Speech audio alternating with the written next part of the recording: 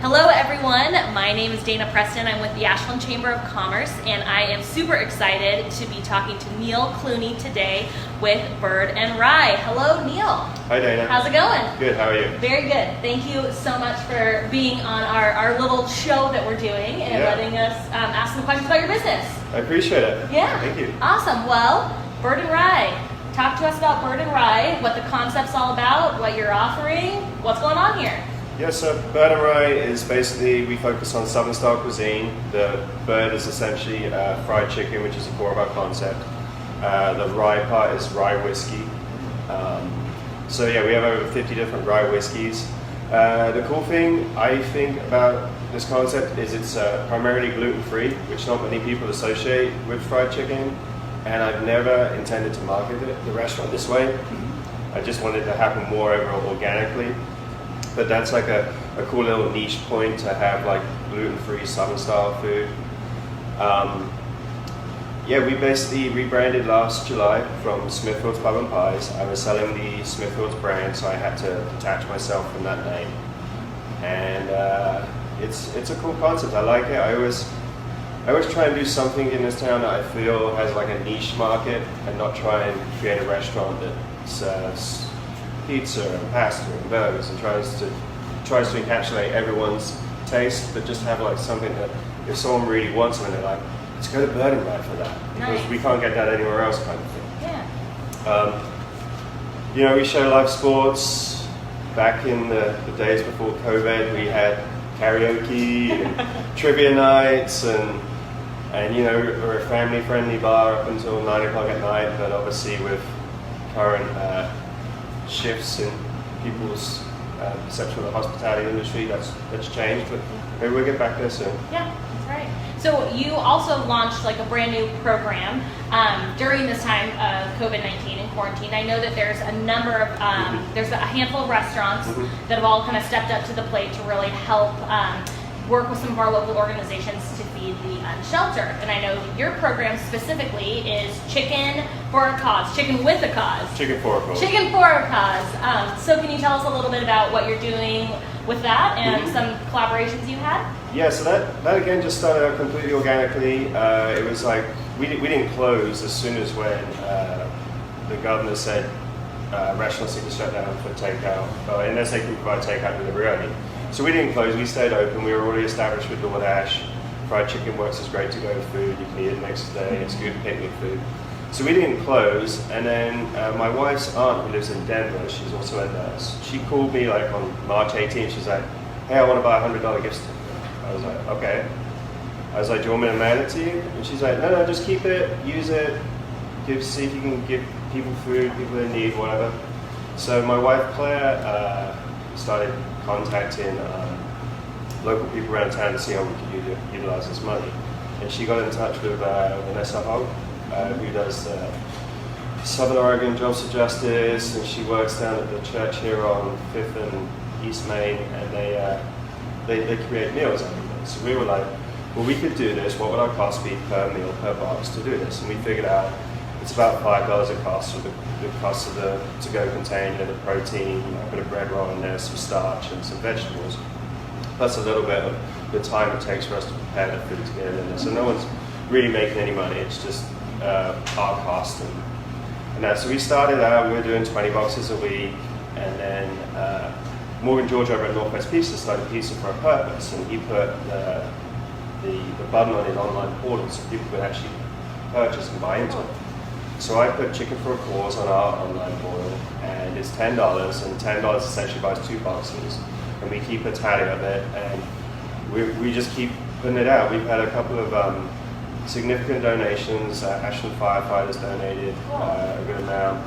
Had a local guy came in and bought a significant amount, and we also got some funds that I can't disclose where from, but we got these funds that at this point we have enough money accrued that we can go into about middle to 3rd week of July. Oh, cool. And currently I'm putting out, this week I'm going to be doing 120 boxes. Wow. But typically my standard is 80 boxes. I do 30 on 30 on Monday, 30 on Thursday, and 30 on Friday. Okay.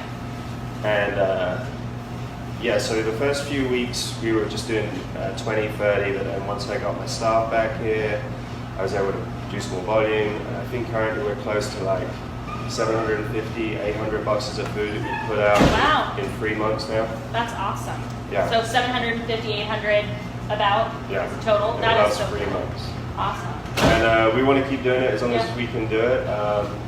As I say, people just come in, you know, we get online orders, they buy like a $10 increment or whatever, and we just keep track of it and That's great.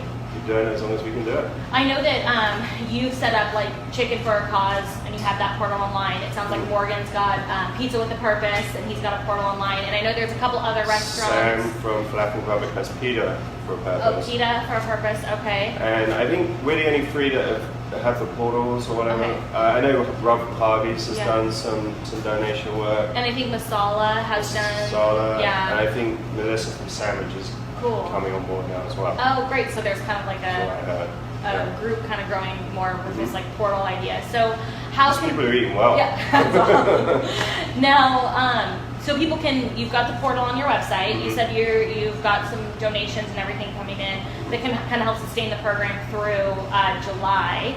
But you may, you know, with more donations from the community, and you can keep working on the program for as long as you. We're going to keep it going as long as we can. I did get contacted by Orla last week. Oh, cool.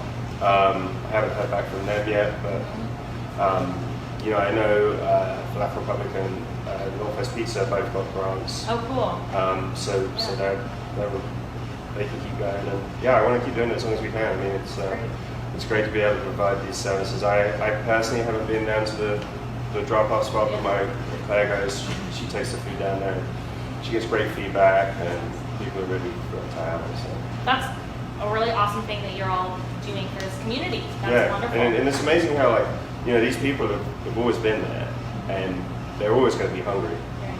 But it's taken something like this pandemic that we got put into to really, like, well, how can we focus and help our community better rather than just being, like, stuck in this, like, you know, ever going rabbit hole of just like work, customers, you know, and all of a sudden we were given an opportunity to kind of stop a little bit because we didn't have the tourism or whatever, and well, how can we utilize ourselves better and be better service to the community? So I think it's, you know, as terrible as coronavirus has been for a lot of people, there's a lot of good that has come out of these situations as well, I think. Yeah, an opportunity for businesses to kind of come together and create collaborations and meet a need.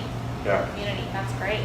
Well, going back to Bird and Rye as a commercial restaurant establishment, people coming, exactly, coming in to support you.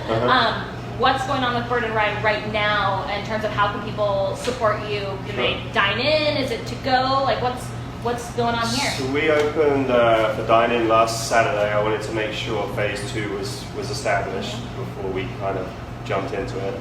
I have 4 tables of 4, so about 50% of my original capacity. We don't have any bar seating. I have plastic plexiglass screens between my tables because I can't get 6 foot of separation. And fortunately, as I said, we established DoorDash back in January, so I already had pretty good ratings going into the closures. So we have online ordering, which you can do through our website. We have DoorDash ordering, which again you can do through the website. There's a hyperlink button to that. You can call and order online. Call and order in-house. And then so we have dine-in now, which is great because, you know, our food sales have been great. Like there were some weeks we were doing more in food sales from takeout and delivery than we've ever done as a dine-in restaurant, which is mind-blowing on reduced hours as well. But you know, as any restaurateur will tell you, the money's in the alcohol. So it's nice to be able to get those alcohol sales back again, and you know, have people want to come back out, and at the same point they want to feel safe and they want to be able to know that they can come out, and you know, we take all the necessary precautions of sanitizing and stuff like that. But people inherently we're social creatures by habit. We want to come out and have fun and be with other people, and being locked up for 3 months was, you know, drove a lot of people crazy. I was fortunate, I still got to come to work. My wife was like, ready to go. Hi, I'm going to work. Nice. I know who's really working. Well, thank you. That's exciting that we can now come back and dine in. Do you do like reservations? Are you encouraging reservations or anything? Or? We don't take reservations. Okay. For the most part, we don't have that much of a. It's the flow has been working. Like Okay. people can come in and they may have to wait 5-10 minutes, or we like just come back in 10 minutes or whatever. But to take reservations would mean only having 4 tables. We'd have to hold that table for like Yeah. half hour before someone, or 45 minutes before someone got there. Okay. You know, someone would be walking like we get a table like, well, we got all these tables reserved, but there's Yeah. no one in here. It's just kind of weird. Yeah. But yeah, the flow's worked so far, and you know, we got the Premiership started back up in England, the football. So we got Yeah, live football yeah. pretty much every lunchtime now. They're playing 92 games in 4 weeks, so sports are back. Yeah. At least my sports back. And here yeah. all the time. Yeah. So that's good. You know, it's going to be a different summer. I mean, Ashland's just going to have to figure out, and with great support from you guys at the Chamber, how we're going to get through this summer without the tourism, and you know, the locals are supporting us. Mm-hmm. Maybe, you know, seeing a different wave of visitors. I know a lot of businesses we talk to are seeing, you know, maybe a younger demographic, or you know, people who are really taking advantage of our outdoor recreation and everything. So it's going to. We've got great golf courses, we've got great rivers, we've got great mountains. Yeah, people will find a different reason to come here. That's right. That's right. Well, thank you. Is there anything else that you want to add, or do you think we covered everything? Got everything. Yeah, I got my football in. So there you go. good. That's good. Oh, I didn't mention what I was going to say is, you know, with the founding of the Ashland Culinary Festival all those years ago, you know, we are talking to a, you know, top Ashland chef in all of Oregon, 2 times? 2 times. Yeah. 2 times local, 2 times state. So you can have Seems like like a lifetime ago. top chef chicken. Yeah. Yeah, there you go. Yeah. Here, Yeah, I'm trying to distance myself from the whole fine dining Yeah. aspects of cooking, Yeah. which make it more approachable. but it makes it really delicious Yeah. too. So cool. Well, thank you, Neil. Thanks, Thank you Dana. very much. We'll talk again soon. Yep, see you soon. Thank you. Thank you.